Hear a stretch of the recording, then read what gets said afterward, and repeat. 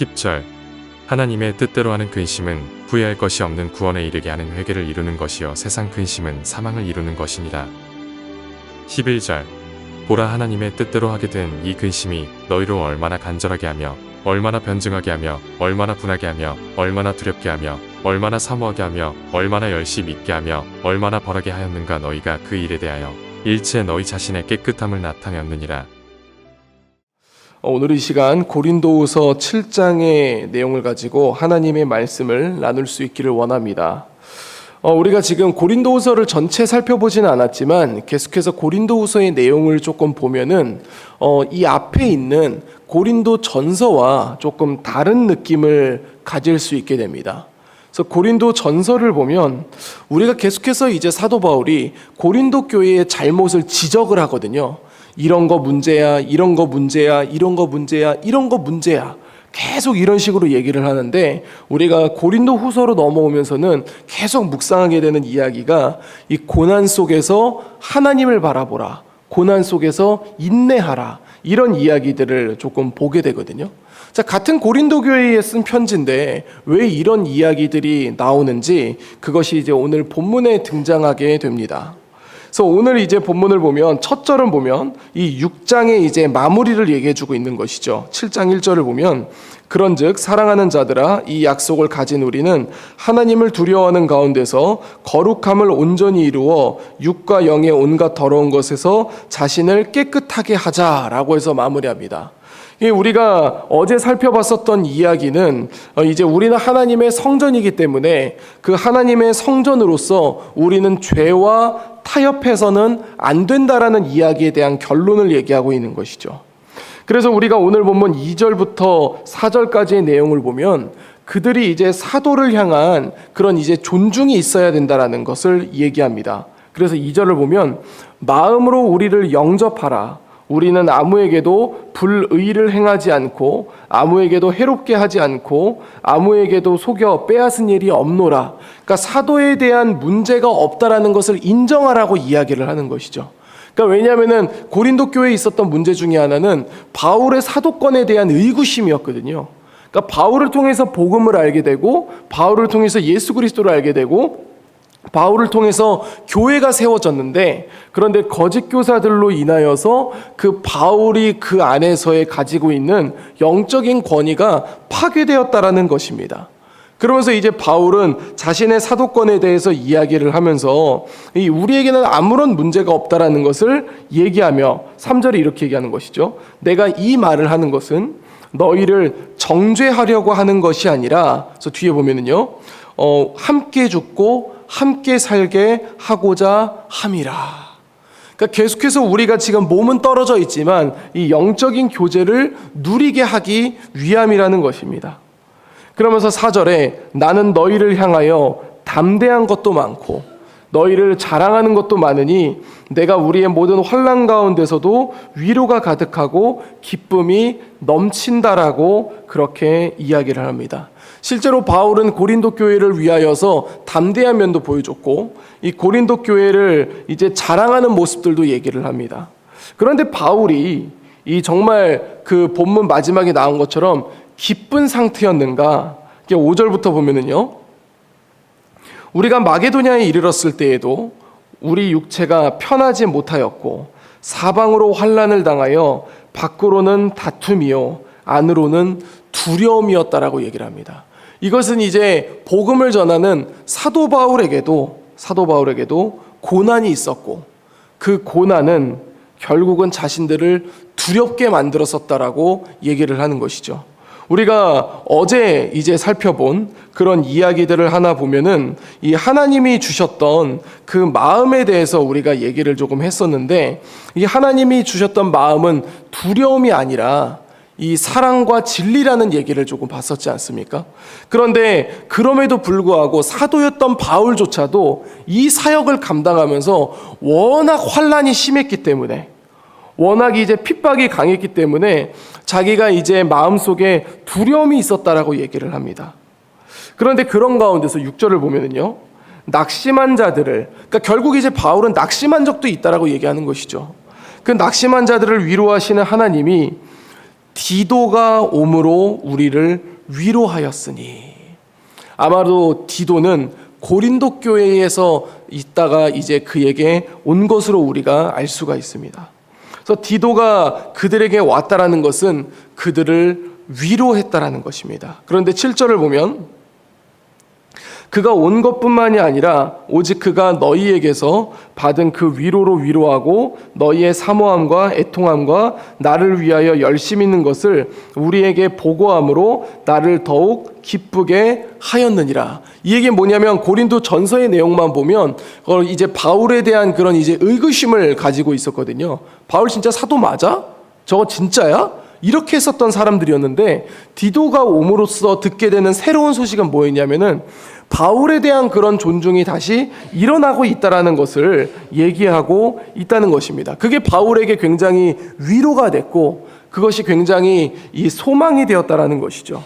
그러면서 8절을 보면 내가 편지로 너희를 근심하게 한 것을 후회하였으나, 이제 바울이 그 전에 편지로 인하여서 그들을 지적하고 혼냈던 내용들을 후회하고 있었지만 지금은 이제 후회하지 않게 되는데, 그게 뭐냐면 그 편지로 너희가 잠시만 근심하게 됐다라고 그렇게 얘기하게 되는 것입니다.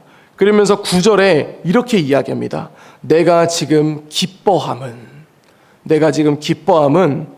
너희로 근심하게 된 것이 아니라 너희가 근심함으로 회개함에 이른 까닭이라고 얘기하는 것이죠. 이것은 뭐를 얘기하는 걸까요? 고린도 교회가 회개했다라는 것을 얘기합니다. 그들은 죄악 속에 있었습니다. 그들은 우리가 신약 성경에서 이야기하는 가장 타락한 교회 중에 한 군데였는데 그 고린도 교회는 하나님 앞에 회개했다라고 그렇게 이야기를 합니다. 우리가 회개라는 게 무엇일까요? 주님 잘못했어요. 주님 용서해 주세요. 단순히 이것을 이야기하는 것이 아니라 우리가 가던 그 방향이 있었는데 그 방향을 하나님을 향하여 돌이켰다라는 얘기를 하고 있는 것이죠. 그러면서 그들이 했었던 근심은 하나님의 뜻대로 근심하게 됐다라고 얘기를 하는 것입니다. 그러면서 10절에 이렇게 얘기를 합니다. 하나님의 뜻대로 하는 근심은 후회할 것이 없는 구원에 이르게 하는 회개를 이루게 한다. 우리 안에는 성령 하나님이 존재하십니다. 그 성령 하나님이 우리가 죄악 가운데 살아가고 있을 때에 우리의 마음을 자꾸 움직입니다. 이렇게 살면 안 되는데 라고 그렇게 얘기를 합니다. 그런데 이것이 우리에게 어떤 영향을 가지고 오냐면은 우리가 하나님 앞에 돌아가게끔 만드는 그런 이제 근원적인 역할을 한다라는 것이죠. 그런데 우리는 거기서 이제 초이스를 할 수 있게 됩니다. 뭐를 하게 되냐면 그 성령 하나님의 인도하심에 따라 회개할 것인가, 아니면 그거를 무시하고 내 뜻대로 살 것인가. 근데 지금 고린도 교회는 거기에 대해서 이제 회개를 하게 됐고, 그랬기 때문에 하나님 앞에 회개하는 것은 구원에 이르게 한다라는 것을 얘기하는 것이죠. 그런데 10절을 보면은요, 세상 근심, 세상적 근심은 결국 뭐를 가져오느냐? 사망을 가져오게 된다라는 것을 얘기하게 됩니다.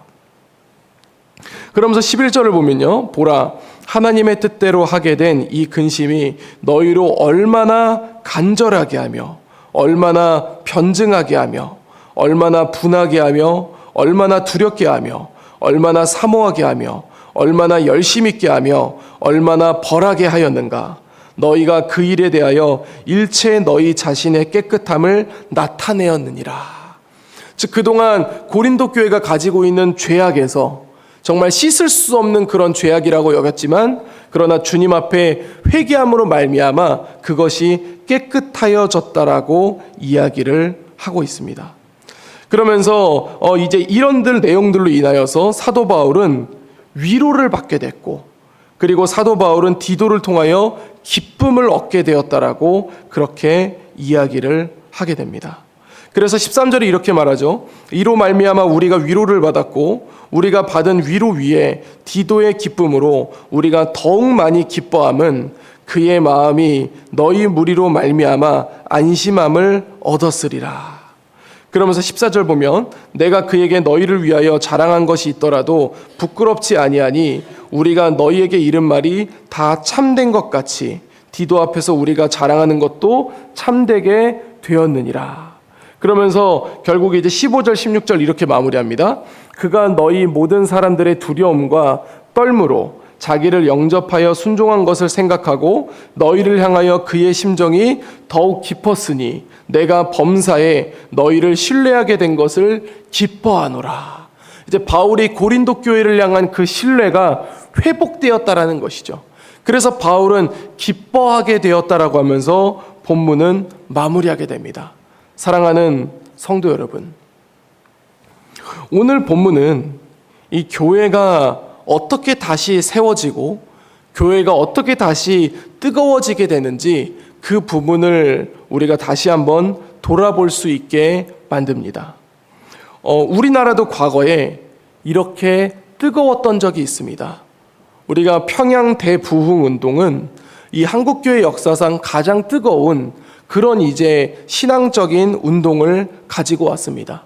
그런데 이 평양 대부흥 운동과 이 고린도후서 7장이 무슨 차이가 있냐면은 무슨 차이가 있는 것이 아니라 어떤 공통점을 가지고 있냐면 평양 대부흥 운동의 시작은 회개였거든요.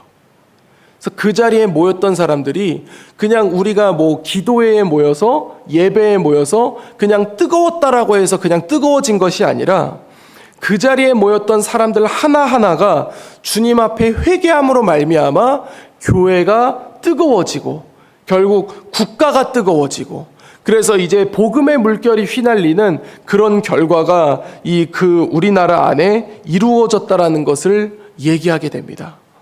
그렇다면은 우리에게 있어서 진짜 중요한 것 중에 하나는 무엇인가? 내가 주일에 나오고 그 다음에 내가 예배 잘 드리고 그 다음에 내가 사역 하나 두 개 세 개 하고 이런 것을 이야기하는 것이 아니라 우리 안에 가지고 있는 하나님 앞에 서지 못하는 그 부분들이 있을 거거든요. 그거를 주님 앞에 회개할 때에 주님을 향해 돌이킬 때에 하나님은 그것을 보고 기뻐한다라고 이야기하고 있는 것이죠. 사랑하는 성도 여러분, 저도 마찬가지지만 우리 모두는 주님 앞에 완전할 수 없는 자입니다. 왜냐하면 우리는 예수님이 아니기 때문에 우리에게는 누구에게든지 불완전함이 있습니다. 부족한 면이 있습니다. 하나님 앞에 서지 못하는 면이 있습니다. 우리는 그것을 스스로 알고 있습니다. 중요한 것은 우리가 진짜 주님 앞에 회복되고 우리가 주님 앞에 뜨거워지며 우리가 주님 앞에 성장되어 하나님 나라를 이룰 수 있는 것은 우리의 그 연약한 부분조차도 주님을 향해 돌이킬 때 일어날 줄로 믿습니다. 어쩌면 우리의 삶의 어려움은 그것으로부터 시작될지도 모릅니다. 그러나 우리 삶의 담대함은 그것을 주님 앞에 회개함으로써 일어나게 될 줄로 믿습니다. 이제 오늘 하루가 시작됩니다. 오늘 하루 우리 앞에 펼쳐지는 여러 가지 일들 가운데 우리가 정말 주님 앞에 바르게 서지 못한 부분들이 있다면 오늘 고린도 교회가 주님 앞에 보여줬던 이 회개함을 기억하면서 주님 앞에 나아감으로 말미암아 주님을 향해 돌이킴으로 말미암아 주님을 기쁘게 할 수 있는 그런 우리 재건부평교회 모든 성도님들이 될 수 있기를 우리 주 예수 그리스도 이름으로 간절히 축원드립니다. 기도하겠습니다. 이제 오늘 받은 말씀으로 함께 기도하겠습니다. 회개는 우리의 죄악됨을 해결하는 하나님의 은혜라는 것을 잊지 않게 하여 주옵소서. 우리 안에 가지고 있는 죄악을 회개하게 하시고 주님이 주시는 기쁨을 누리게 하여 주소서.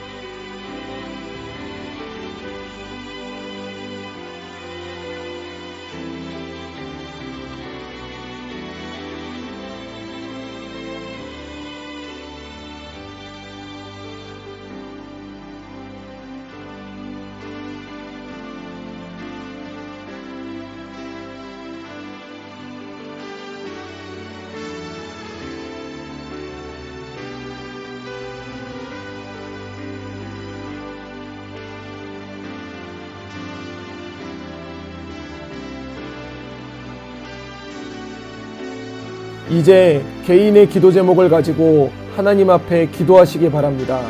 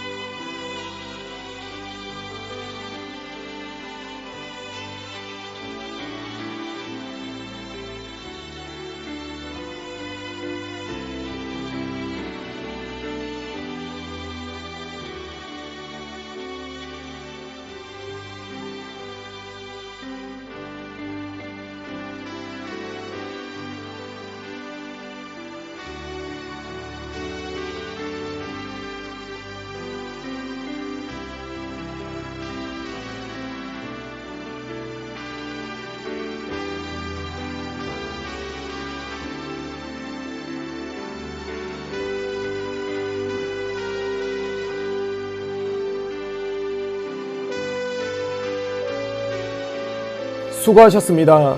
오늘도 하나님의 인도하심 가운데 승리의 하루를 보내시는 우리 재건부평교회 모든 성도님들이 되시기를 주님의 이름으로 축복합니다.